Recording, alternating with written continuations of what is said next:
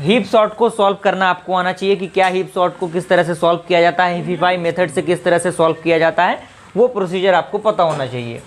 Third आपका है divide and conquer. Divide and conquer काफ़ी इंपॉर्टेंट है आपका।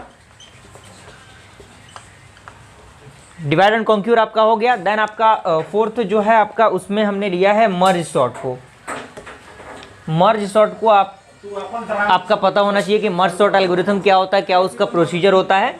देन हमने फिफ्थ नंबर पे लिया है जो कि आपका लास्ट है, वो है आपका क्या, क्विक सॉर्ट। यानी क्विक सॉर्ट क्या होता है, क्या उसका प्रोसीजर होता है। तो ये सारे आपने आपके 5 टॉपिक्स हैं जो यूनिट 1 से लिए गए हैं। अगर आप इन टॉपिक्स को कवर अप कर लेते हैं तो यूनिट 1 से कहीं भी सभी अगर सवाल आपका आता है तो आप उसको बना सकते हैं, कोई परेशानी कोई दिक्कत नहीं होगी। और हमारे चैनल पे भी प्रॉपर वीडियो बना हुआ है एडा के नाम से, तो आप उनको देखने की जरूर कोशिश कीजिएगा। इंपॉर्टेंट क्वेश्चन के नाम से वो वीडियो सीरीज बना हुआ है। तो ये आपका यूनिट 1 कंप्लीट हो चुका। आइए हम देखते हैं कि यूनिट 2 के अंदर हमारा क्या प्रोसीजर रहेगा।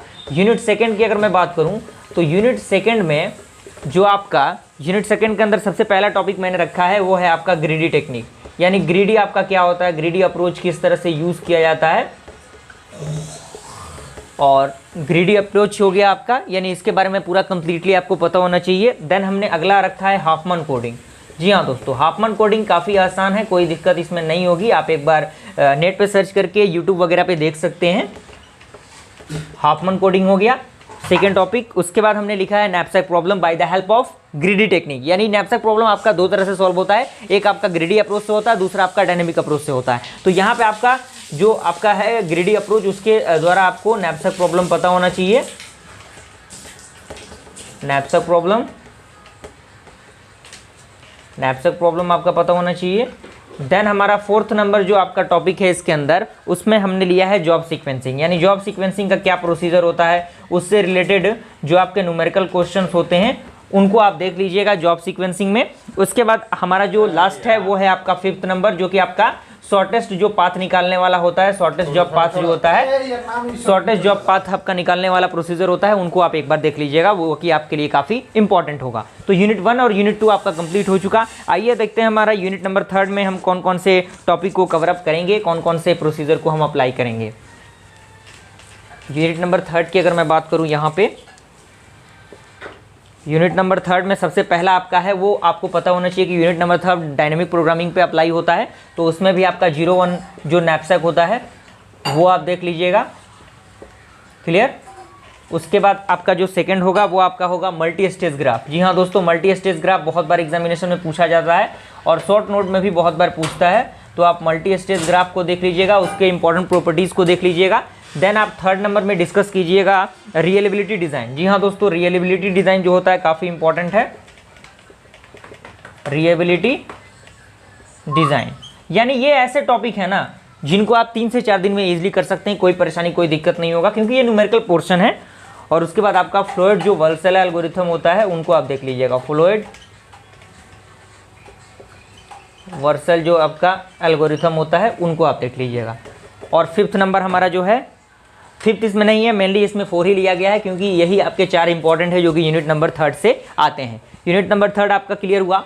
अगर मैं यूनिट नंबर 4 की बात करूं तो यूनिट नंबर 4 की अगर मैं बात करूं,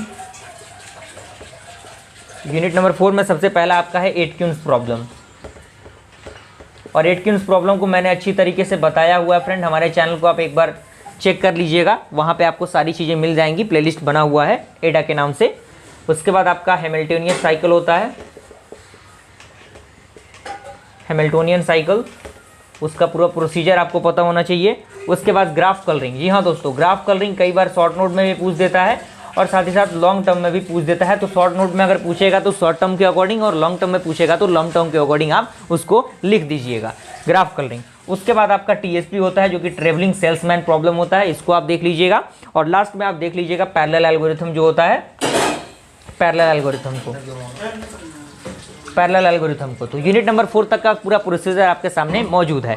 अब लास्ट हमारा यूनिट नंबर 5 बच जाता है। यूनिट नंबर 5 में मेनली 3 ही टॉपिक मैंने लिए हैं जो कि काफ़ी इंपॉर्टेंट है और आप उनको करके ईजिली अपने नंबर को, अपने CGPA को गेन कर सकते हैं। जिसमें पहला आपका टॉपिक है बी ट्री, जो कि आपने डेटा स्ट्रक्चर में पढ़ा होगा, तो ज़्यादा टाइम नहीं लगेगा यूनिट नंबर 5 को आपको करने में। उसके बाद आपका DFS है जिसे आप डेप्थ फर्स्ट सर्च कहते हैं, और उसके बाद BFS है जिसे आप ब्रेडथ फर्स्ट सर्च कहते हैं, यानी इसके बीच का आपको डिफरेंस भी पता होना चाहिए। एंड थर्ड नंबर में आपका NP कंप्लीटनेस रखा गया है, ठीक है।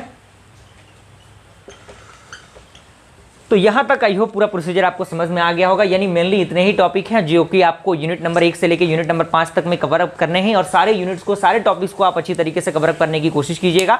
और हमारे चैनल पे इंपॉर्टेंट क्वेश्चन का वीडियो सीरीज बना हुआ है, प्लेलिस्ट का लिंक मैं डिस्क्रिप्शन बॉक्स में दे दूंगा, आप वहां से उसे चेकआउट कर सकते हैं। अगर आपको इन सारे टॉपिक्स का सोल्यूशन वगैरह चाहिए, प्रॉपर सॉल्यूशन अगर आपको चाहिए, तो कमेंट के जरिए जरूर बताइएगा, वहां पे मैं जल्द से जल्द जो आपके सॉल्यूशन है इसका उनको प्रोवाइड करने की कोशिश करूंगा। जैसा कमेंट आएगा, कमेंट का रिव्यू जितना आएगा वैसे ही आपको प्रोवाइड कराई जाएंगे। तो ज़्यादा से ज़्यादा आप इसको शेयर भी कीजिएगा अपने फ्रेंड सर्कल में, ताकि वो लोग भी इसका फायदा उठा सकें। तो यहाँ तक आइए पूरा प्रोसीजर आपको समझ में आ गया होगा। अगर आपको नोट्स वगैरह एक्सेस करना है तो टेलीग्राम ग्रुप का लिंक आपको डिस्क्रिप्शन बॉक्स में मिल जाएगा, आप टेलीग्राम ग्रुप में जुड़ जाइएगा और वहाँ से आप डायरेक्टली मुझसे कॉन्टैक्ट करके नोट्स वगैरह एक्सेस कर सकते हैं। ओके, तो यहाँ तक आइए पूरा वीडियो आपको समझ में आ गया होगा। वीडियो पसंद आए तो लाइक जरूर कीजिएगा फ्रेंड्स। मिलता है ऐसे इंटरेस्टिंग वीडियो के साथ, तब तक के लिए थैंक यू।